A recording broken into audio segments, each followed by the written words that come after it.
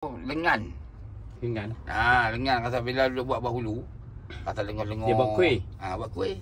Dia katuk apa ni acuan tu kan. Okay.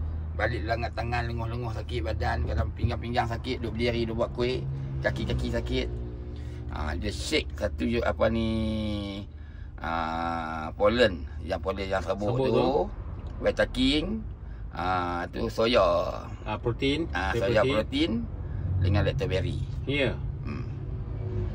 Jadi macam dia punya kesan macam dia bila bangun pagi esok dah segar. Dia dah tak rasa badan dah hilang, rasa sakit-sakit badan semua hilang. Itu dia. Bagus. Ya, dia makan apa yang hari tu abang bagi untuk masalah hormon tu? Hormon green tea lagi Vita King. Vita King abang bagi. Okey. Vita King dari pengalaman apa yang abang ada dulu? Vita King dia lengan. Lengan kata bila dia buat bahulu. Kata lengan-lengan. Dia buat kuih. Buat kuih. Dia katuk apa ni acuan tu kan. Okay. Balik lengan tangan lengoh-lengoh sakit badan, kadang pinggang-pinggang sakit, duk berdiri dia buat kuih, kaki-kaki sakit. Dia shake satu apa ni pollen yang sabuk tu. Vita King. Tu soya. Protein. Soya protein dengan lactoberry. Ya. Jadi macam dia punya kesan macam dia bila bangun pagi esok dah segar. Dia dah tak rasa badan dah hilang, rasa sakit-sakit badan semua hilang. Itu dia. Bagus. Dari segi lactoberry abang saya pernah tengok ada satu kes abang cakap untuk apa tonsil ke apa? Tonsil.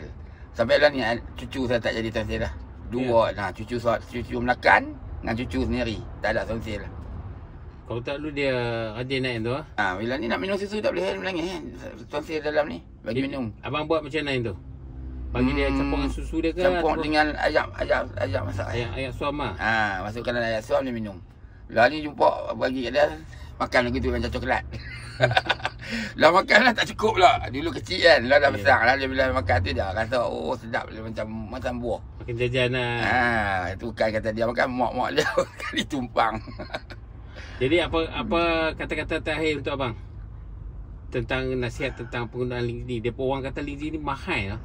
Dia tengok dia pun kata mahal makan pula Yungkian pula kan. Kalau kira linzi ni Yungkian ni kalau ikut dengan dia punya orang kata dia punya mujarab dia tu berbaloi lah.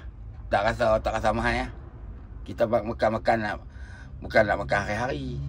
Kira hari-hari pun hari sebiji lah. Cukup lah. Tapi kalau kita ada kecil manis darah tinggi 2 atau 3 biji. Itu paling cantik. Ataupun 2 pagi 2 malam. Itu cantik.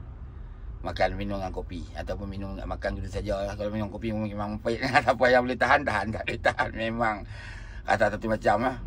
Tapi itu bagus. Dia kencing manis, darah tinggi memang cantik.